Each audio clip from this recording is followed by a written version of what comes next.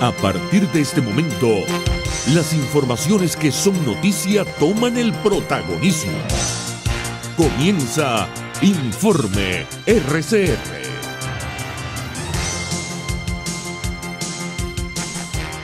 Comenzamos este compacto informativo destacando que Reporteros Sin Fronteras presentó su informe anual sobre la libertad de prensa, en el que advirtió que Nicolás Maduro propagó informaciones falsas sobre el COVID-19. La organización concluyó en el informe que América Latina fue el continente donde más se degradó la libertad de prensa en 2021.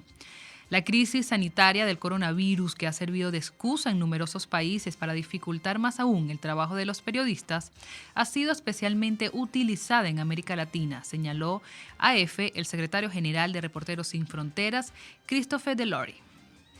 Ante las cifras del COVID-19 en Venezuela, el régimen de Maduro notificó que en el país se registraron 1.398 nuevos casos de coronavirus. Asimismo, reportaron 20 fallecidos más por la enfermedad respiratoria que azota al planeta desde finales de 2019.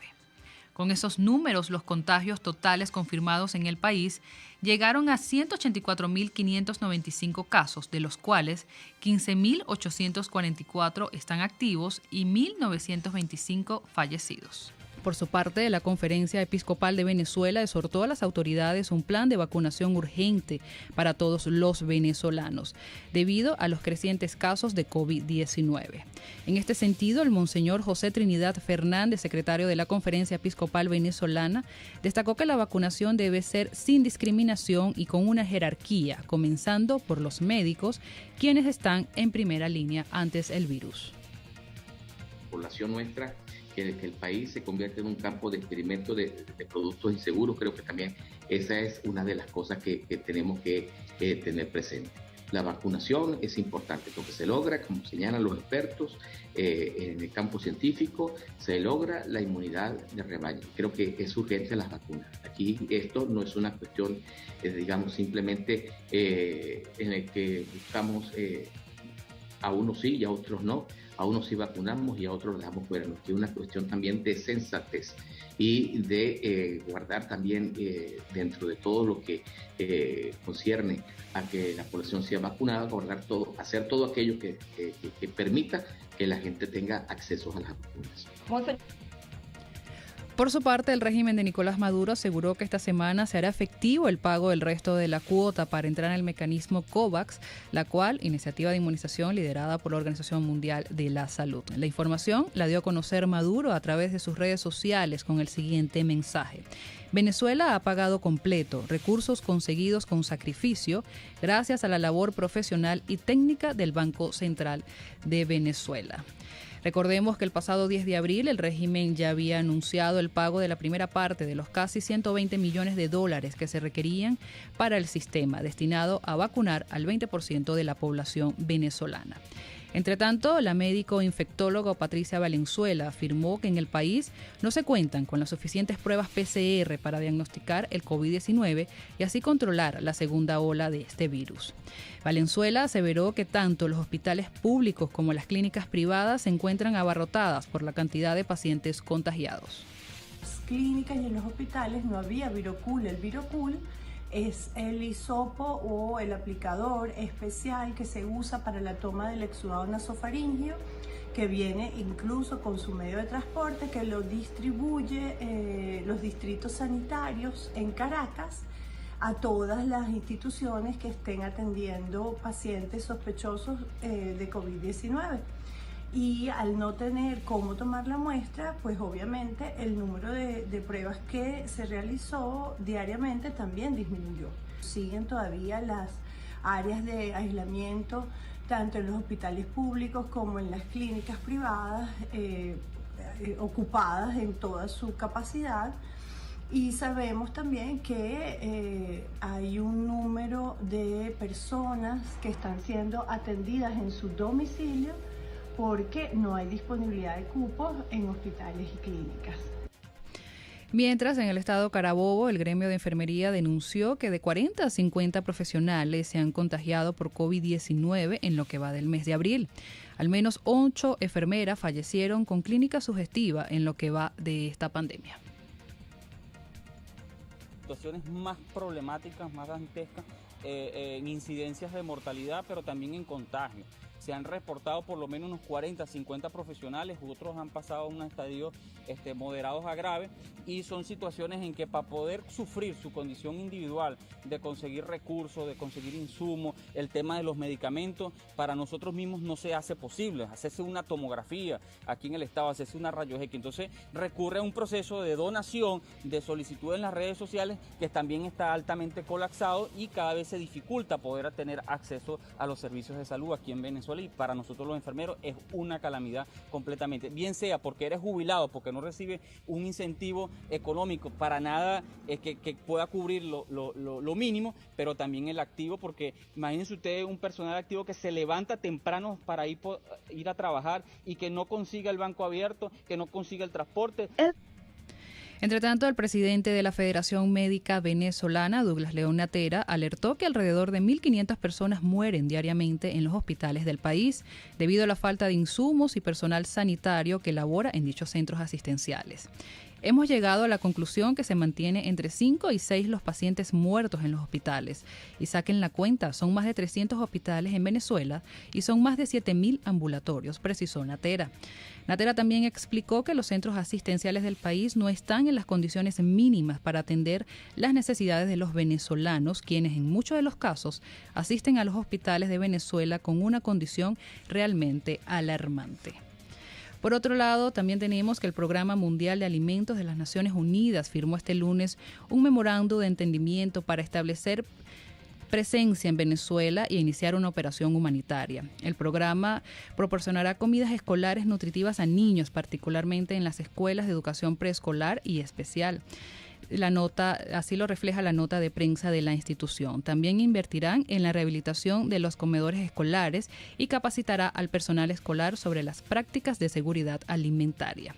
Con este acuerdo, el programa avanzará con su plan de llegar progresivamente a 1.5 millones de niños y niñas en las escuelas de las zonas más afectadas por la inseguridad alimentaria. Así lo dijo el director ejecutivo del Programa Mundial de Alimentos, David Beasley. En otras noticias tenemos que la Sociedad Interamericana de Prensa calificó de grave atropello y expoliación la sentencia del Tribunal Supremo de Justicia de la administración de Nicolás Maduro, que ordena al diario El Nacional pagar más de 13 millones de dólares al considerado número 2 del chavismo, Diosdado Cabello, como indemnización por daño moral. Nos sorprende esta nueva estocada contra la libertad de prensa en un país donde no existe independencia institucional. El Poder Judicial está sometido al poder político y el gobierno continúa con su campaña sistemática para acabar con la poca prensa independiente que está con vida. Así lo resaltó el presidente de la Sociedad Interamericana de Prensa, el hondureño Jorge Canuati. Por su parte, el presidente editor del diario El Nacional, Miguel Enrique Otero, afirmó que esta sentencia es un exabrupto jurídico y que tiene como única finalidad expropiar el medio de comunicación y ser entregado al chavismo, como ha pasado con varias empresas en el país. Tiene como finalidad, la única finalidad es quitarnos las instalaciones, quitarnos la empresa, quitarnos el Nacional y entregársela a Diosdado Cabello para que él la maneje. Es así como es una acción absolutamente digamos primitiva, porque es una acción donde Diosdado Cabello ha estado prometiendo eso en sus programas, y entonces el Tribunal Supremo de Justicia, que debería llamarse el Tribunal de Diosdado Cabello, se presta para esa acción. Eso es lo que está pasando. Ahora, el meollo de la cuestión es esta demanda de difamación que introdujo Diosdado Cabello en el 2015, que fue una demanda penal por haber nosotros publicado junto a otros periódicos una información del periódico ABC de España, donde se decía que un fiscal federal del estado de Nueva York había abierto una investigación a Diosdado Cabello por narcotráfico. Él dijo: eso es mentira y es una difamación, ustedes no tienen pruebas de eso. Y por supuesto, nosotros lo que habíamos hecho era tomar la información del diario ABC y del Wall Street Journal el día anterior. Bueno, en la práctica lo que sucedió 2 años después es que la DEA le hizo un indictment, una acusación formal a Diosdado Cabello, y de hecho puso una recompensa de $10 millones por la cabeza de Diosdado Cabello. Entre tanto, el ex embajador internacionalista y director de la página web analítica.com, Emilio Figueredo, aseveró que todos estos actos de la administración de Nicolás Maduro les traerán más obstáculos a nivel internacional. Figueredo insistió en declaraciones dadas hoy en RCR que no solo la presión internacional, sino también la presión interna es la que logrará el cambio político en el país. Hay un incremento de la presión, inclusive interna, que por lo menos se puso de acuerdo en el reclamo de las vacunas ya. Entonces, el contexto, si bien no es definitorio, sí crea ciertas situaciones. Por ejemplo, inclusive un gobernador del PSUV, el gobernador de Yaracuy, reviró y apoyó al alcalde que ellos habían rechazado, el régimen central, por haber marcado las paredes de los que están infectados de COVID. O sea que vemos una situación que es complicada, compleja, pero que, por supuesto, que el régimen responde con más represión o con acciones tan absurdas y tan controvertidas a cualquier nivel mundial como la sentencia del TCJ contra el Nacional. En materia económica, el director del Sendas, Oscar Mesa, indicó que el costo de la canasta básica de marzo se ubicó en $700. El aumento no solo fue en bolívares, sino también en dólares, señaló Mesa este martes. Mesa detalló que el aumento porcentual para acceder a la canasta básica en el mes de marzo fue de 14.4%. En el caso de la canasta alimentaria, Mesa destacó que en el mes de marzo se ubicó en $322,57. Les estamos presentando Informe RCR, el compacto informativo de esta hora, solo por RCR 750 AM.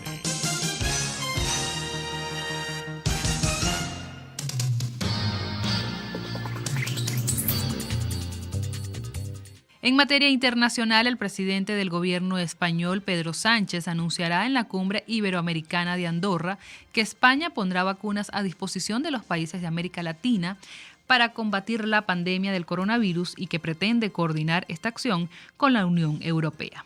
La portavoz del gobierno, María Jesús Montero, adelantó este martes que Sánchez anunciará mañana en este encuentro que España pondrá vacunas a disposición de Latinoamérica tan pronto como sea posible para hacer frente a la emergencia sanitaria. El gobierno de España es muy sensible y es conocedor de que América Latina ha sido una de las zonas del mundo más castigadas por el virus y esta cumbre, desde nuestro punto de vista, tiene que servir para estimular la recuperación económica y social de los países iberoamericanos. Como muestra de ese compromiso y de la solidaridad con la comunidad iberoamericana, puedo informarles que el presidente del Gobierno, Pedro Sánchez, anunciará en el transcurso de esta cumbre que nuestro país pondrá vacunas a disposición de América Latina tan pronto como sea posible para hacer frente justo a esta emergencia sanitaria.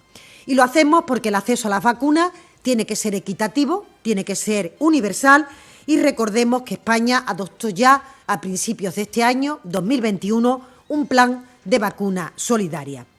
Las incidencias derivadas del plan de vacunación, de las entregas de las diferentes empresas que tienen autorizada la vacuna, serán tenidas en cuenta a la hora de aplicar este compromiso, pero la voluntad del Gobierno de España es coordinar esta acción con la Unión Europea para poder compartir estas vacunas y que éstas puedan llegar lo antes posible a los países que prioritariamente la necesitan.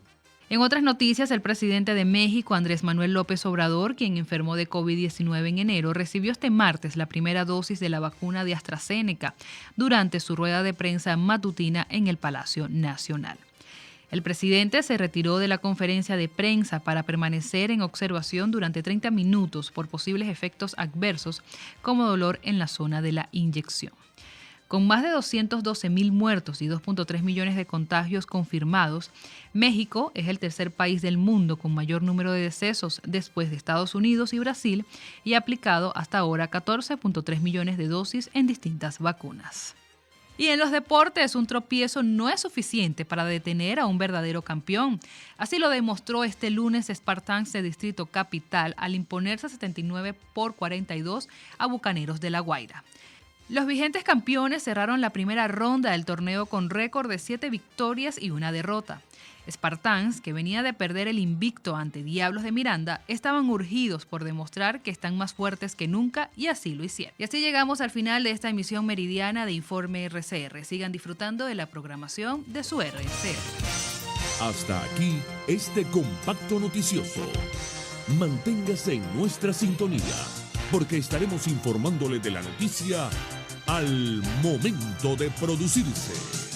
RCR 750 AM.